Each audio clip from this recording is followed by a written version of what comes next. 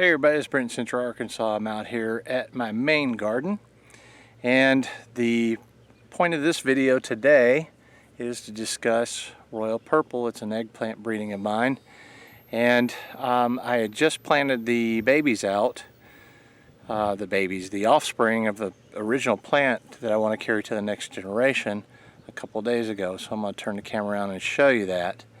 But this story starts actually last year. I planted a whole bunch of the second generation in an attempt to find one.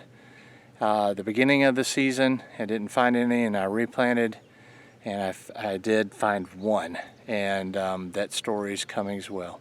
So I'm going to turn this around. I'm going to show you the current next generation, which I think will be F4. They'll be pretty consistent. They'll be about 80.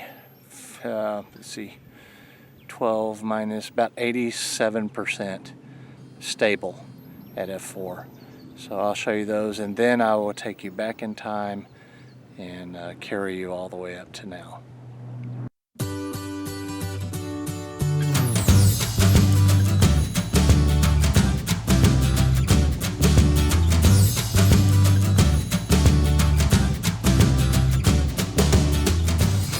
This is what Royal Purple looks like today. It's coming along nicely. Got some flowers. I love the look of the flowers. They're pretty color. The stems are dark, especially when they hit nice full sun. Nice and dark. And I won't say it's completely thornless. There are some, but they're very dull. And so it's not like you get poked and prodded when you're in here. I don't see any babies on here right now. There is one on the ground there that I'm letting continue to ripen for potentially saving seeds. I cut it off so I could start production on the actual plant itself because I want to eat some now. So I'm not sure if that one has seeds or not. But I do have some that I planted out in the garden. The offspring of this one. I got 9, I believe, here.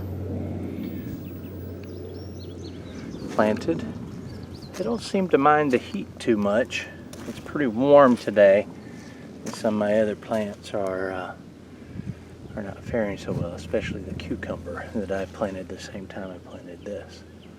They're all wilted.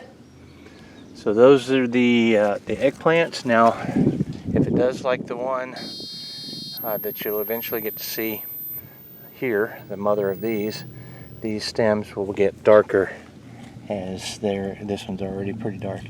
But as they're exposed to sun longer, there will be some variance in them, but from these 9 plants or so, I'm going to try to pick the next generation to carry forward.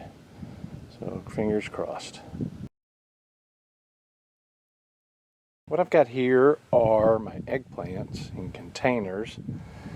This isn't the only place I had eggplant. I had it also in the no-weed garden over there by the tomatoes.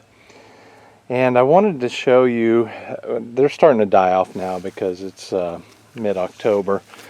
But I wanted to show you the diversity of the cross between Camo and Listada de Gandia, a Spain versus a Japan, or a cross with Spanish and Japanese eggplant. And there's quite a bit of diversity. So none of the container garden eggplants were suitable to me. What I was looking for was a dark colored, dark leaf eggplant. And I'd forgotten that I took the extras that I didn't plant in the containers and I put them out here in the no-weed garden where I keep the squash and things in the spare holes that weren't that didn't grow from the melons. And this is really the only plant that survived because it just kind of haphazardly did it.